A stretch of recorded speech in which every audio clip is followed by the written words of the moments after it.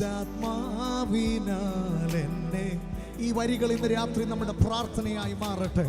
എന്നെ മുറ്റുമായി ഞാൻ സമർപ്പിക്കുന്നേ, നിൻ വചനത്താൽ എന്നെ കഴുകേണമേ, നിന്റെ ഗീതം പോ എന്നെ നടത്തേണമേ, ശുദ്ധാത്മാവിനാൽ